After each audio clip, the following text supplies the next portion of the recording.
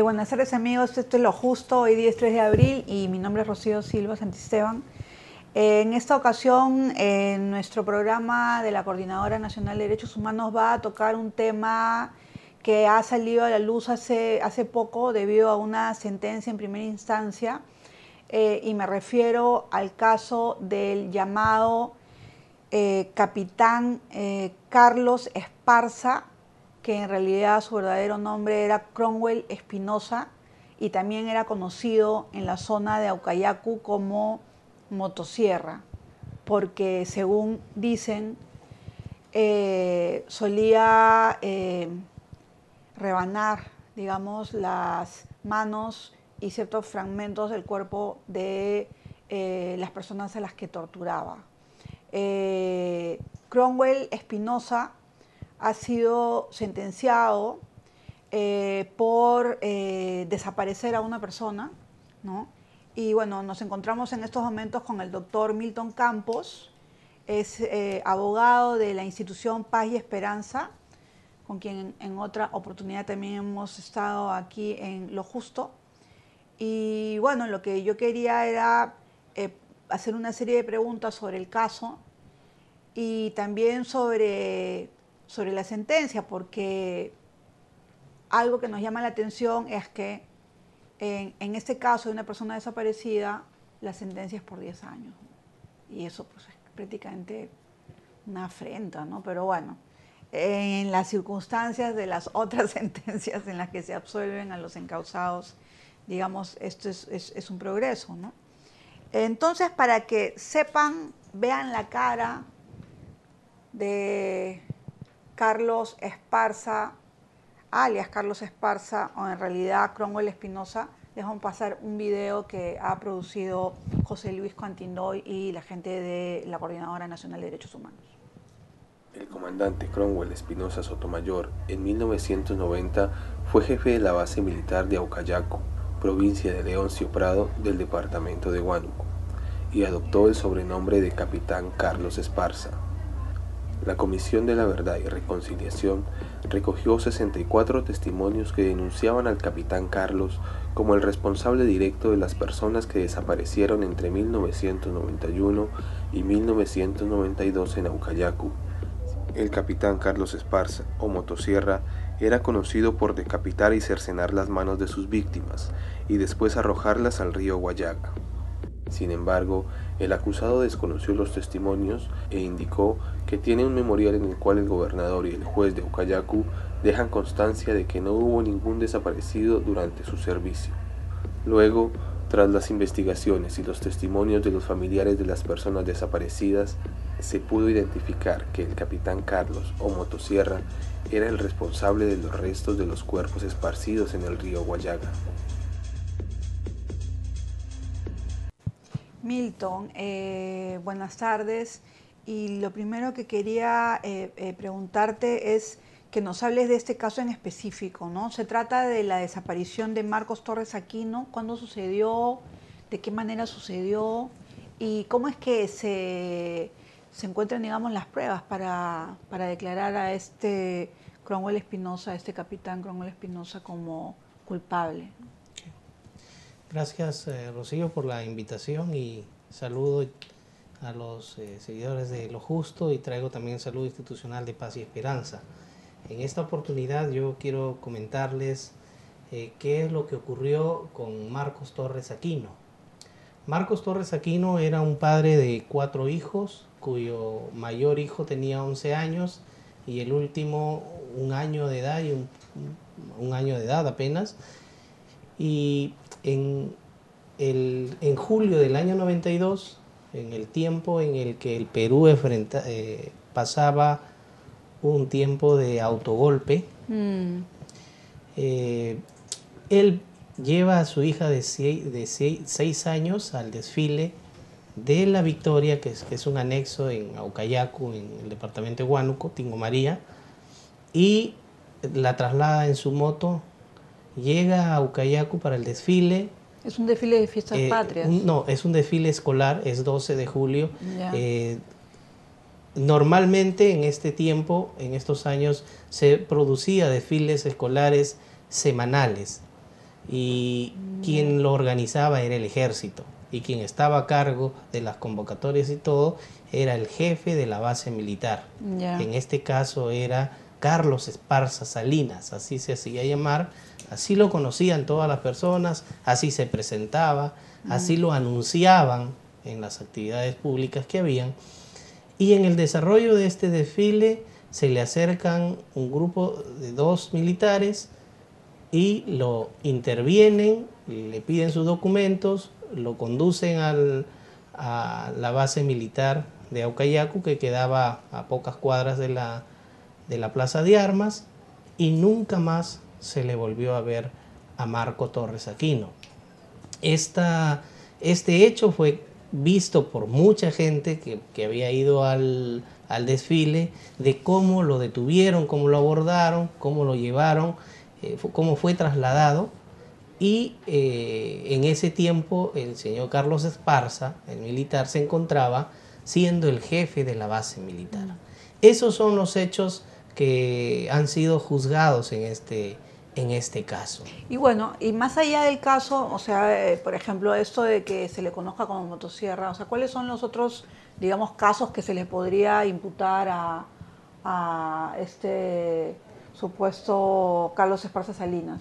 En el propio expediente de este caso hay el reporte periodístico de un medio que da cuenta precisamente de la denuncia de más de 60 denuncias que fueron reportadas a la CBR y que luego fueron trasladadas al Ministerio Público, y entendemos que se encuentran varias de ellas en investigación todavía preliminar en la ciudad de Tingo María o en el mismo Aucayacu.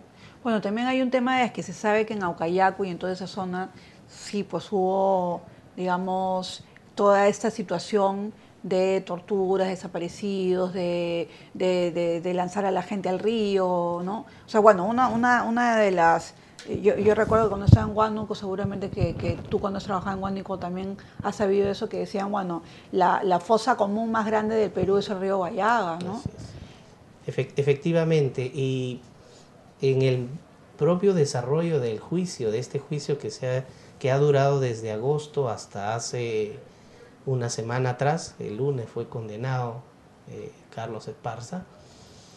En todo este tiempo han llegado a declarar testigos, varios de ellos han declarado que una vez que a la esposa de Marcos Torres, a quien patrocinamos, la señora Dionisia, le dan el ultimátum, para decirlo así, de que no vuelva a acudir a la base, no se acerque a reclamar porque la van a matar. Luego de varios días que ella iba constantemente, le dicen que le habían disparado a su esposo y que se había escapado, o que se vaya a su casa y que se siente y espere a que él llegue. Ella va y pide apoyo, y en un bote se traslada en el río. Yeah. Y el cuadro que ella y sus acompañantes, que son 5 personas, de las cuales 3 han declarado, observan que los cuerpos de las personas que estaban seccionadas en el río Guallaga era mucho más que decenas, tiradas a lo largo de toda la extensión en el espacio que hay, así es, en el espacio que hay en Aucayacu. Eso lo han dicho ellos en el mismo juicio ante la presencia de Esparza, y obviamente que hay testimonios que señalan que efectivamente se produjo esta acción de seccionar a las personas, y por eso usando una motosierra, y por eso es... O sea, eso está comprobado, digamos. Eso es los testimonios que dan las personas, así es. Y de estas más de 60 denuncias, muchas de ellas señalan precisamente que la acción de el ejército en este tiempo, a cargo de este capitán, era esa actuación. Y una consulta, Milton, es una consulta más jurídica. ¿Y los otros casos, hay alguna acusación fiscal en trámite, algún juicio sobre otros casos o solamente este? Porque, digamos, o sea, uno de los temas que comenté al principio y que es un poco indignante es que se trata de la desaparición de una persona y la sentencia por 10 años. Y 10 años, bueno, me imagino que ya lo han detenido. Sí, está en cárcel. Está en cárcel ahorita, ¿no? Pero bueno, pero 10 años en una situación, digamos, determinada, incluso podría, supongo que han apelado, va a ir a la Suprema. Así es. Se podría pedir finalmente 6 años, 2 por 1, 3 por 1, ¡pum! Libre. Sí. Uno de los desafíos que ha tenido este caso y posiblemente eso haya ayudado o sea un elemento a aportar en las otras investigaciones es que este caso fue denunciado en el mismo 92, en julio del año 92. Ahí fue denunciado, no se avanzó mucho, sino hasta el año 2006. ¿Por qué razón? Porque no se sabía quién era Carlos Esparza Salinas. ¿Y cómo pudieron conseguir la información? Eso es importante. Cuando la Comisión de la Verdad y Reconciliación toma conocimiento del caso a través de los testimonios, oficia al Ministerio de Defensa, al Comando Conjunto de las Fuerzas Armadas, al Ejército Peruano, para que informen quiénes eran los oficiales que trabajaban como jefes del Estado Mayor, porque la estructura militar era el frente el Frente Guayaga en Tarapoto, el batallón contrasubversivo como una unidad militar en Tingo María, llamada Los Laureles, y la base militar de Aucayacu como una de las 5 bases que tenía esta unidad. Entonces, dada esa información, finalmente se logra establecer que Carlos Esparza Salinas, quien firmaba y emitía oficios con su nombre, con sello de la Fuerza Armada, él es identificado como Cromwell Berlíos Espinosa Sotomayor.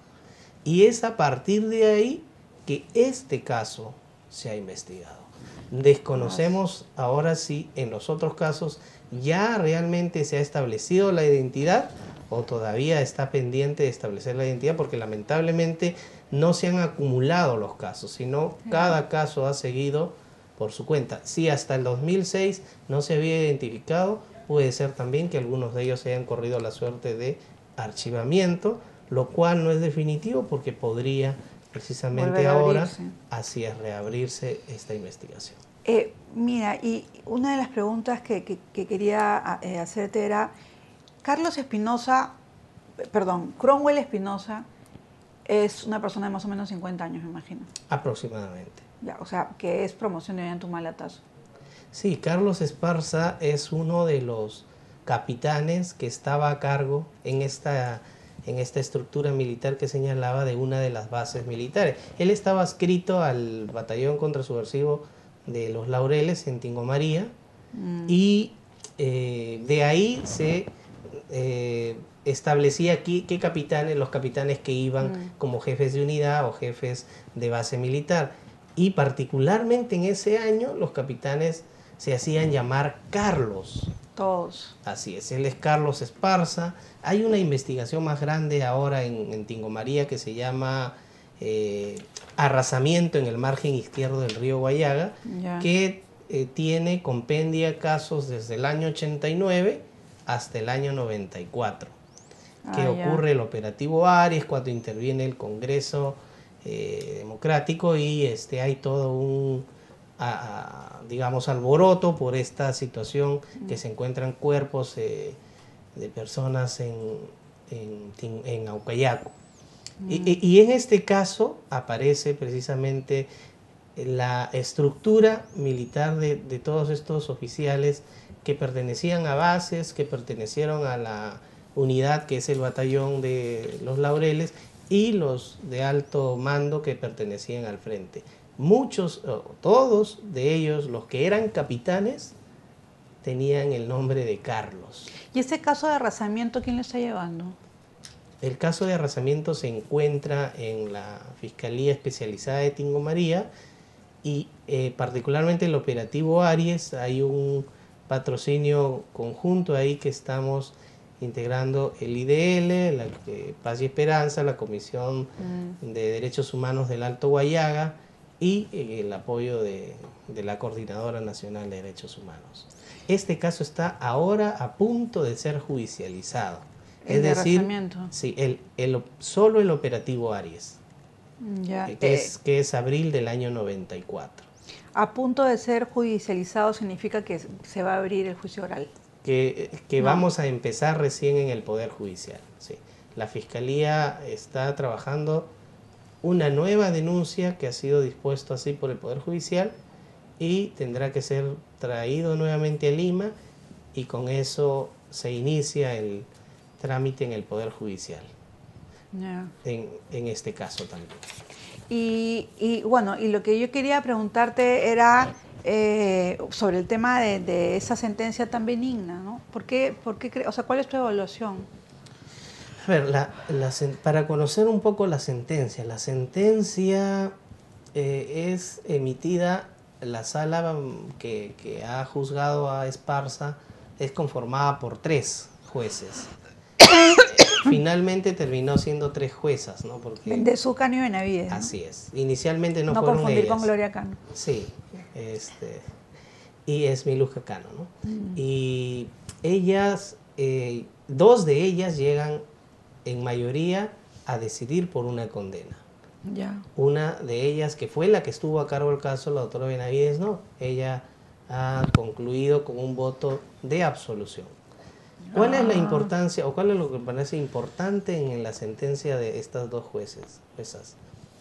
Es que concluyen dando una condena usando o utilizando la prueba indiciaria, que es un aspecto que se tiene que enfatizar, que se tiene que fortalecer, que se tiene que practicar.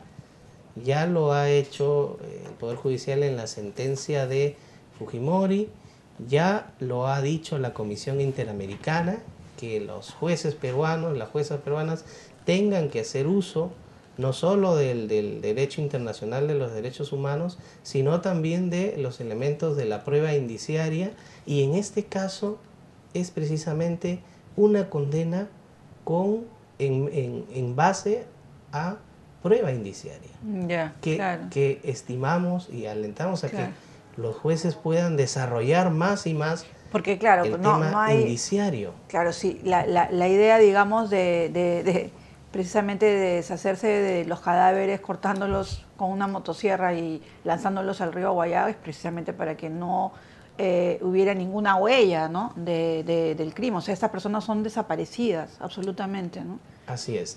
Y un aspecto ahí adicional es que la sentencia de las 2 juezas, si bien desarrollan el tema de la detención de manera amplia, también señalan que un elemento constitutivo tiene que ver con el deber de no informar el paradero de la víctima.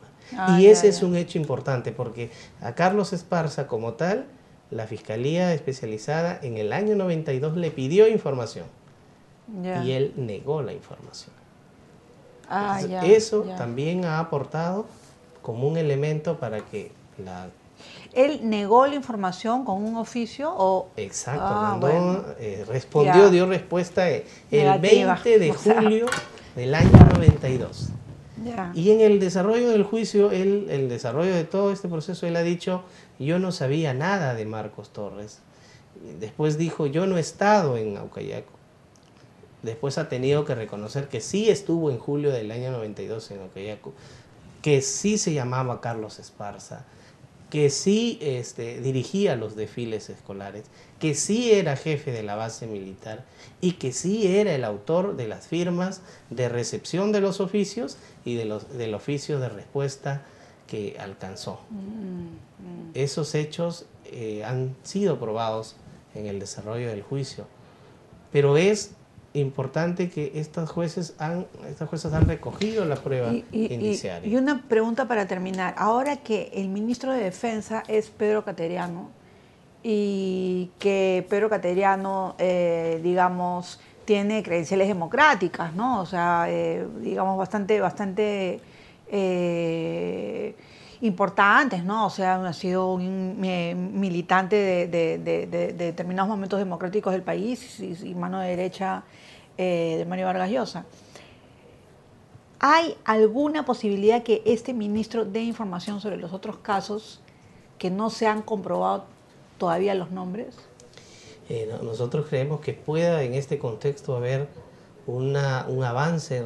Realmente son cientos los casos en los que se ha producido un archivamiento provisional en Ayacucho, en Huánuco, en Apurímac y en Huancavelica, solo por el hecho de que el Ministerio de Defensa y el Ejército en particular no han querido brindar la información de identidad de los militares.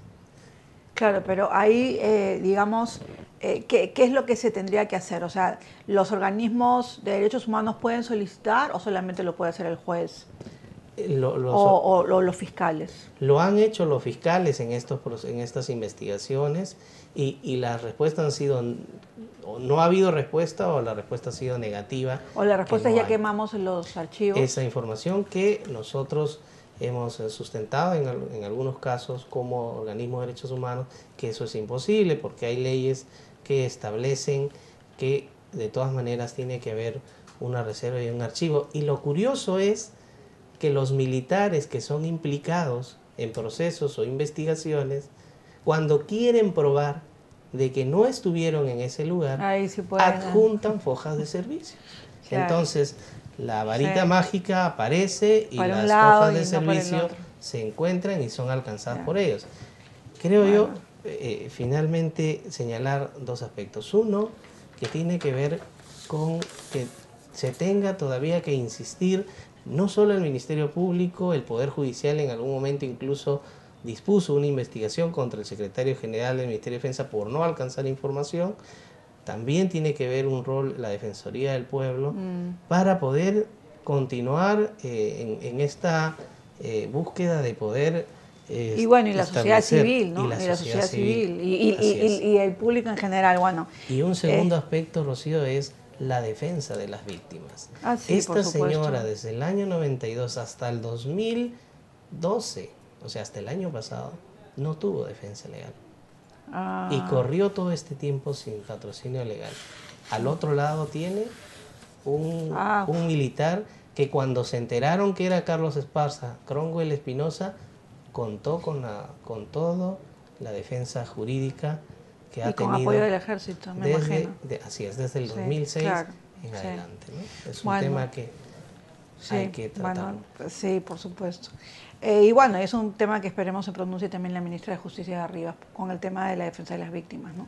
Bueno, gracias Milton por esta información sobre este sanguinario capitán Carlos Esparza o Motosierra. Esperamos que los otros procesos puedan llegar a su fin y se aumenten las penas, ¿no? Porque, por ejemplo, lo que está sucediendo ahorita es que Osman Morote a puertas de salir está con otro juicio encima y bueno, 35 años más, en fin, y en estos casos sí no pasa nada, ¿no? Bueno, conmigo ha sido ya el último minuto y nos vemos el próximo miércoles.